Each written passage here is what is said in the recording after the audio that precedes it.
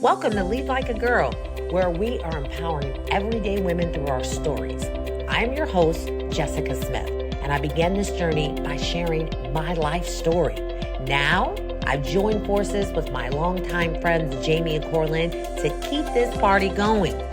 We met many years ago as young sales girls in our 20s, driven and quickly rising to the top of our industry.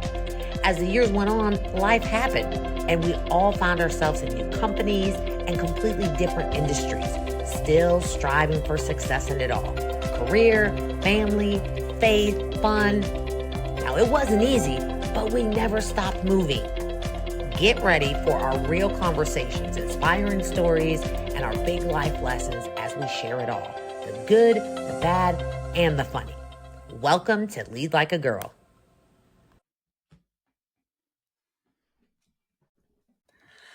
All right, welcome to Lead Like a Girl podcast. This is Corlin showing up with my two besties. I've got Jamie here, and I've got my good friend Jessica. We're back for another podcast. How is your week, ladies? It's been busy, but we're here and we're ready. I don't feel like we gotta pick something else other than say that we're busy. I had this conversation with a friend of mine, and I just said, we cannot say that we're busy. We got to pick something else because everybody's busy. How else are you besides busy? I am Can you hear me? I'm completely grateful. I'm not going to like jump into the podcast and like take over anything, but I have to tell you guys two things that I purposely did not say anything about this in our talks earlier. But I was in front of a panel and I apologize, I just have to do this. I was in front of a panel of 6 people a couple of weeks ago, and not going to say when, where, what, anything. Just going to say that I was asking top secret them about I was asking them about the company that they work for, and one of the questions that I asked them was, hey, what's your goal for diversity and inclusion in your company? What are you doing what's your goal and what are you doing to meet that goal? And also I asked them, what do you guys do for community involvement? What do you do for engagement? I want to know what your goals are as a company for these two topics. I never, ever would have asked anybody these questions prior to both of you teaching me so much about this. I haven't ever included that in my conversations, and I want to just start whatever by saying thank you guys so much. I those were two things that have been on my head, in my mind, like for a couple of weeks, and I love that you both introduced me to being strategic about asking those questions and just making that a priority in the people that I work with and I deal with every day. So thanks. That's all. Okay, thanks. That's my And I love it. Thanks for sharing that, because those are great questions to ask any company if you were looking to, not that that's what you were doing, but if you were looking in general. In general. It's great to have those questions. But if you're dealing, that's thanks, like a whole guys. nother. That I'm glad you brought that. That Is make a note. That's a whole nother episode right there. Jamie. That'll be episode 27. Yes. Make a note of that. So, yeah, thanks, guys. Well, so speaking about learning each other or learning from each other, we started this a couple weeks ago. We have our beginning segment called First Minute Fast. So I have a question for you, ladies. Are you ready? Ready? This is a big one. Good. Oh, you guys, if you were just listening, I got a little nod and a half ready. So we're going to see what happens. Let's go. Okay. So my first minute fast question is, tell me a skill that you have that sometimes people think is a negative skill, but it's shown up to serve you really well in life. Oh, well, mine is quite obvious. So I am your beautiful face. I'm sorry. So I Everything about you. am It's the most beautiful thing. open, Okay. honest, and direct.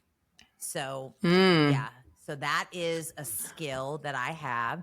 And, some people say it can be a gift or a curse. And I think for me, overall, it has been a gift.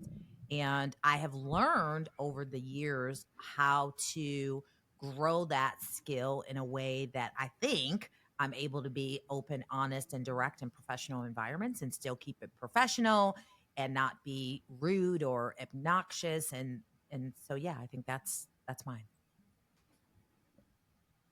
It's great. That's so you. And you're so polished. And I love that about you in particular. I love that about Corlin. You guys are you come across professional in every way all the time. I love it so much. And that was taught by a previous person that taught me especially when people on a closing table were just like downright just mean or rude, how to actually cuss someone out and nicely put them out, but nicely, but not completely ruin the relationship, because we still need to get to the end of the finish line. Get the yes. Yeah. Have whatever it is that you want, but we're all still making friends and influencing people. Yeah.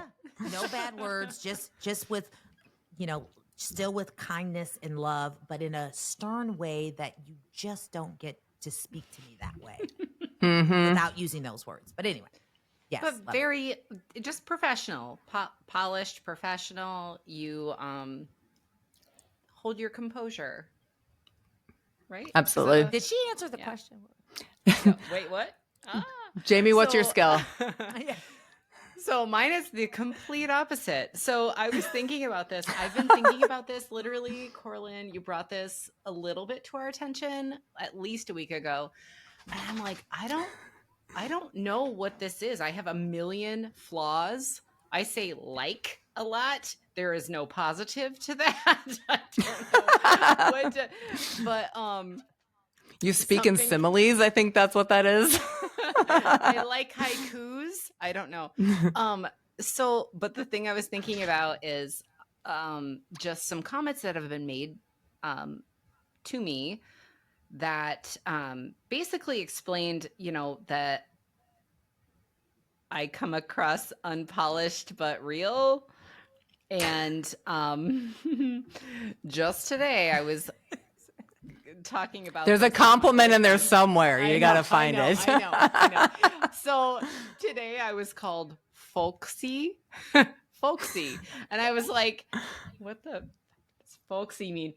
So the definition is informal and unpretentious. So what I would consider is a flaw of me not being very polished and maybe not having the perfect words to say in front of every single person and in front of every single situation. What comes across, or what I've been told comes across, is authenticity and realness, and just, you're just like me. You're a regular girl just like me. Yeah, you might be more successful than me or less successful than me, but we can connect. And so that sort of genuineness comes out of me being, I guess, folksy or whatever. So it kind of the opposite of what Jessica said. I love that she comes across confident and empowered and just super strong. And then on the flip side, I think both of us, though, can also come across as just very real and authentic and sometimes crass and whatever, but people gravitate towards people that they like. And I think we had kind of talked about that like and trust, building like and trust aspect. And people want to deal with people that they like and they trust and that are like them. And sometimes that is the very professional side, and sometimes it's the let's go. Yeah, I think realness can show up and look different on different people. But I would say, for the record, the negative connotation of folksy or whatever that word is, know, folks. I would never describe that as you. I think that the positive side of that is you. The negative side, I don't think so. I'll pop in and say my answer really quick. This sounds a little cliche, but I landed on, the reason that made me think of this question is that I was in a conversation with somebody that I work with, another guy. And at some point we had talked about multitasking. That is a talent of mine, I feel like. And the conversation is how the difference between the way that women clean versus men clean. And I was explaining to him the way that I clean versus the way that my husband cleans is I ask my husband to clean the kitchen, and he cleans the kitchen. Nothing wrong with that. It's awesome. When I clean the kitchen, I clean the kitchen, and then I grab some of my son's clothes and bring him to his room, clean up his room a little bit. And I grab a pencil that was in his room, bring it back to the kitchen, start cleaning a little bit, bring something that was mine in my bedroom. And I'm multitasking 7 different rooms at the same time. And so in about 45 minutes, the house is clean. But I didn't focus just on, I said that I was cleaning the kitchen, but by some miracle at the end, the whole house is clean at the same time. And then we can move on with life. Can you relate to that at all? Jamie, you're looking at me like I'm crazy. No, I'm not. No. 100% on board with Makes you. sense. We're just like collectively doing this. Yep. Yeah. So thanks for sharing, ladies. That was fun. It's always nice to learn more than we thought we knew about each other. So segueing into our topic for the day, multitasking is a little bit to do with that. But what I thought we could talk about today is this big conversation around FOMO. FOMO, by definition, is the fear of missing out. And I think that is a real struggle for people in general, women in business specifically. And what made me think of this is that I was listening actually to another podcast, and they were talking about how FOMO and just the fear of missing out gets us to overcommit ourselves, make rash decisions, make decisions that we wouldn't normally make. We do things maybe that we wouldn't normally do or aren't aligned with where we want to head because we have this rational or irrational fear that we are going to miss out on something. And so I wanted to talk a little bit about how this concept of FOMO shows up in our life, what we do to handle it, and how we can make better choices as women to avoid it in the beginning. So I want to ask you guys, what is your feeling on FOMO? How does FOMO show up in your life? What does it look like for you guys? Jamie? First thing that comes to my head. Oh, I'm sorry. Go ahead. Thanks. No, please go. Jamie, you go, but I'm going to talk. Right. No. I thought you needed a minute or two. I don't know. I don't know that I've thought about it. So I'm glad that you brought it to my attention. But I feel like when I think about overcommitting myself, which is most of the time, I had to really think about like, what's that why behind that? And I guess there is, something about fear of missing out. And there's 2 parts to fear of missing out for me. It's I'm going to miss out on something, or and I say this humbly, someone else is going to miss out on me of something. And so I guess I didn't think of it that way, but that is the case. And it's contradicting to what I always say. I always tell people, listen, what's for you is yours. There's nothing that can change that. And I guess if you think about what you would miss out on, you wouldn't, but we don't think about that, right? We're just, for me, it's yes, just because that's usually my answer. Jessica, I'm going to have you repeat what you said. I think maybe your microphone cut out a little bit, so I want you to repeat what you just said because I think it's important. For me, it's always yes. And when I think about why I'm saying yes is because I don't want to disappoint others. And so when I'm asked to do something, it's just usually yes. But maybe somewhere there is this fear that I'm going to miss out on something or miss out on the opportunity to contribute or to help someone or something like that. So there's my thought around it. I feel like there's been circumstances where I've shown up in in a situation where I felt like I needed to be a part of something because I didn't want to miss out. And I've shown up and it served me well. The outcome was great. And sometimes it's shown up where, man, I really wish I didn't come to this or didn't do this or I didn't commit to this thing. Do you feel like, Jessica, that falls more so when you commit to something that you have a fear of missing out on, that the outcome is positive or more negative, do you think? So I'm very conscious about how I show up. So if I say yes to something, I'm not half-assing anything. Like I'm gonna come like, and so because of that, I would rather drive myself and my entire family crazy to make sure that I do it and I do it well.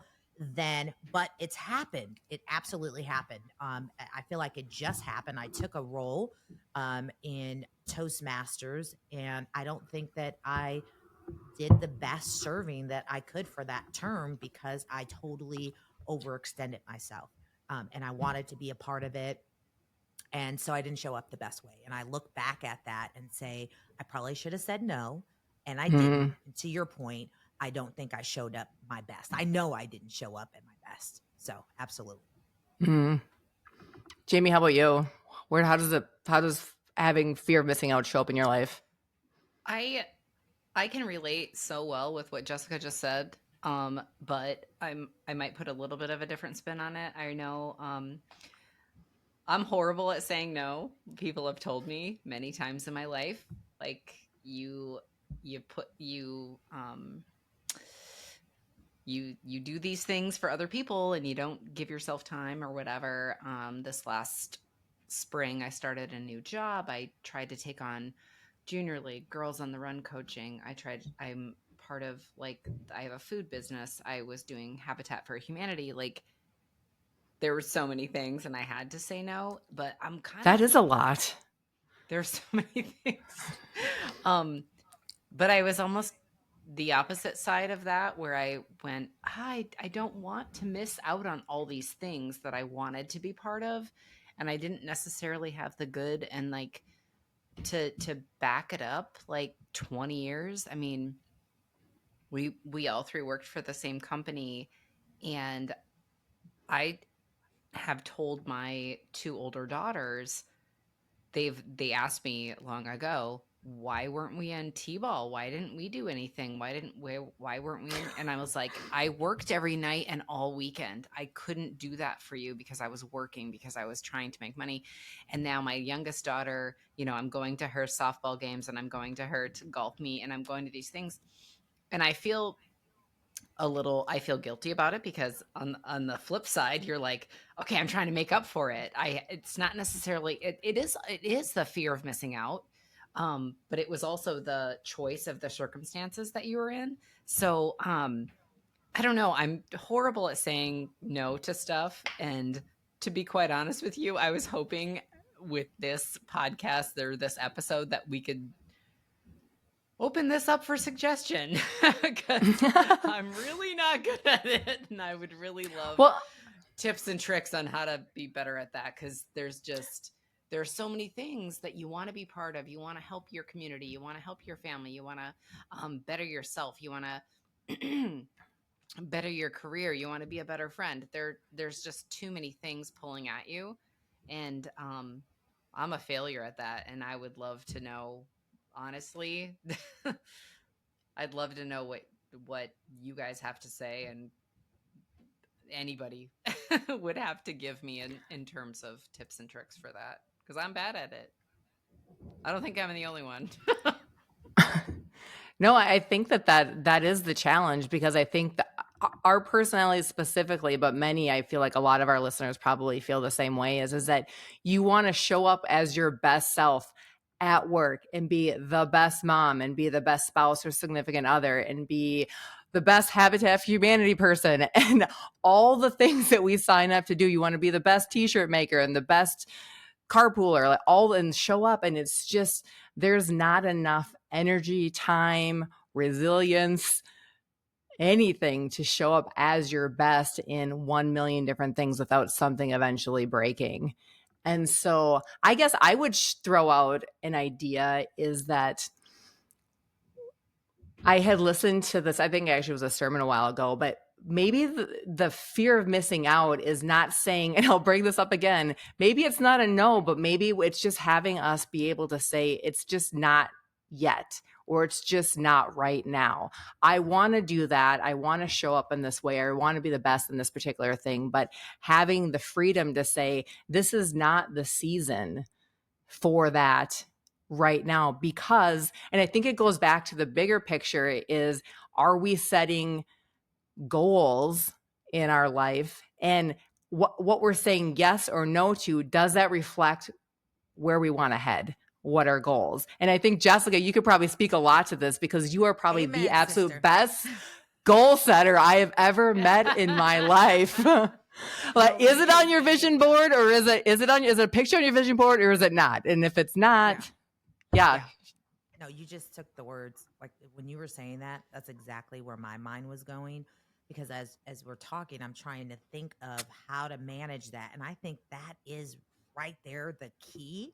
And that is, you have to set your goals, and you also have to make sure that whatever you're doing.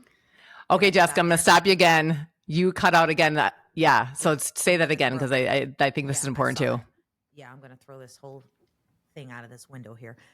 Technology. So It's okay. no, I think that's the key, is making sure that, first of all, your goals are prioritized. A lot of times we like to set like 20 goals for the year, and realistically, like it's there's no room for that. So you have to prioritize your goals, and then, bless you, Jamie, but Bless you. everything that you do. Am I back? I'm not back.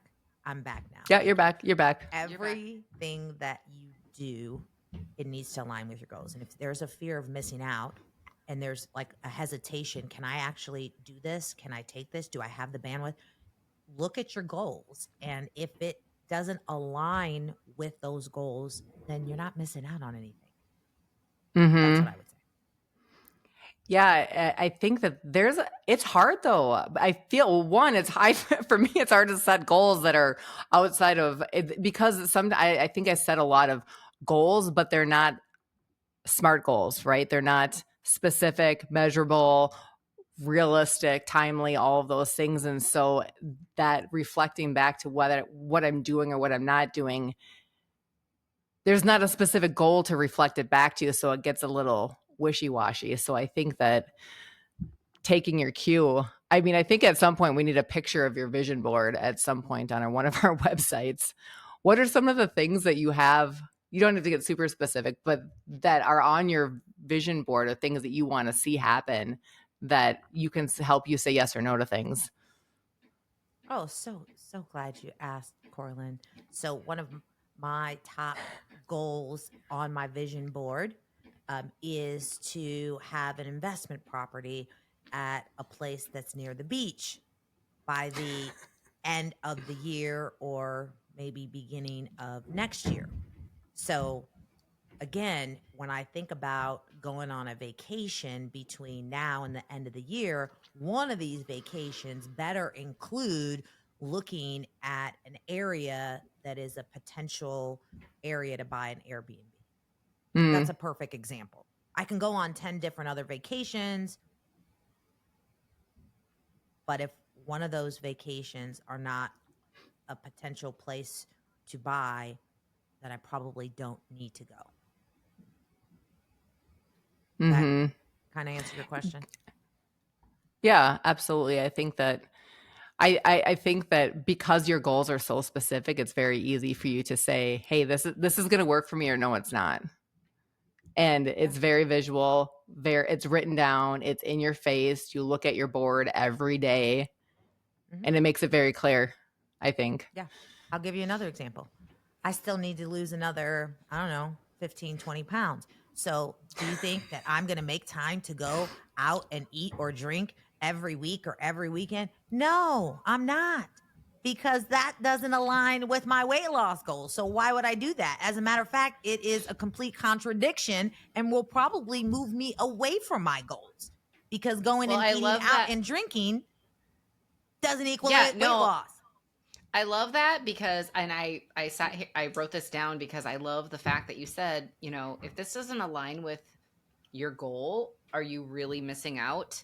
And I think that that statement right there, I thank you so much for saying that, because I think truthfully, if you just wrote that out, put it in front of your face every single day, you had your measurable goals there. and just said to yourself every single day, week, month, whatever, does this choice align with my goal? Yes or no? If it's no, then you're really not missing out on anything. If the choice of going out for drinks and apps after work on a Thursday afternoon or whatever it is doesn't align with your health goals, then it's no. If, you know, I'm going to purchase this Louis Vuitton bag instead of investing that money into my savings account for my investment property. Not doing it. Oh, sorry, I muted. But you know where I'm going with this. Yeah. Wait, But I'm just wait, saying, I'm gonna take it in a real quick another direction here. If your goal is to look for a husband and be financially stable and to stop dating guys that are deadbeats and have horrible jobs. That's some wisdom that you bring to the table to lay people in your circle too. That you show up very authentic and very firm with people who ask you about dating advice. Is that? Oh yeah, no, I'm the friend. Don't tell me about your new boyfriend, because I have questions, and then I'm gonna judge you. You know, I think that. What do you guys think that this concept of fear of missing out has gotten worse for our generation versus our parents or women that are older than us? Or do you think it's gotten better? I think women that are older than us, our parents, did not have any fear of missing out because they did not ever miss out, because they did not take care of us, and we were 80 children who freaking showed up with a stab wound, and the mom said, "I'm on the phone." Literally, they did not do that shit. Love my mom, but I'm just saying. That's all I'm saying. No, I didn't have that. No, that's not being a bad mom, by the way. Yeah, that's not being a bad mom. No. I'm just saying they did not have a fear of missing out because they did not miss out. Well, but also understand that social media, Yes. the world that Yes. we live in today, creates something that we think we're missing out on that wasn't the case back then, right? You just had whatever, keeping up with the Joneses, that was a thing. But that was like, okay, they bought a new car, or, you know, she wears this cute dress on Sunday. Not to the level that it is now. That's like a whole new thing. So to answer your question, I think it is far worse now. I also think that keep in mind that back then, being a successful woman was taking care of your kids, cleaning the house, and taking care of your husband. So that was success. That's what success looked like. Whereas now we're trying to do it all. So no, it's gotten worse. It's gotten way worse. That's my opinion. Yeah. Yeah. We've not only tried to do what our parents are doing, plus we're trying to do 19 other things to keep and be super successful in it all, and show up on social media and brag about how amazing we're doing these 3,000 things are. Yeah. So the question is that we've got a little bit of time left. So briefly, I just want to, so what's the solution? What is for our listeners, what is the one or two things that you guys would suggest? How do we squash the FOMO, be happy with what we're missing out on, and move on with peace and satisfaction? What do we do? Well, first of all, I plan on, being very wealthy so that I can have a nanny and a house cleaner and a cook and all those people. Okay, false answer. Go again. So that way, I will not be missing out on all of that. No, but on a serious note, I think it's just, again, it's prioritizing. It's setting goals. I think I'm going to stick to that answer. It's setting goals and really being true to your goals, and having realistic, like you said, smart goals, and just saying, hey, if it doesn't align with this, then I don't need to worry about it. I'm not missing out on anything. What's for me is mine, and God will make sure that I'm where I'm supposed to be to receive that. That's it. I like Jamie, that. what do you got? I want to piggyback on that. I loved what Jessica said about just does this align with my goals?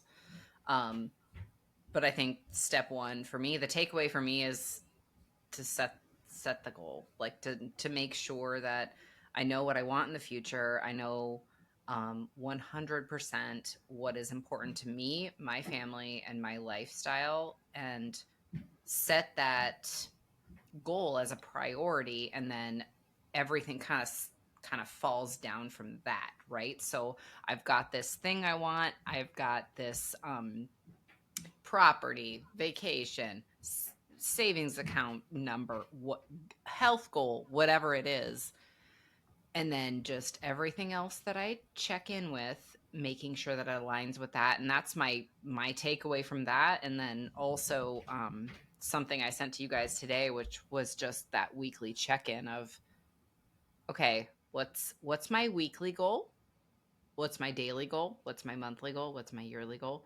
And how do I feel about each one of those things? And I think having that in mind is really going to help. For my takeaway from this conversation, that's going to help me figure out, am I missing out or not? Maybe I'm not missing out because that doesn't really align with where I want to be.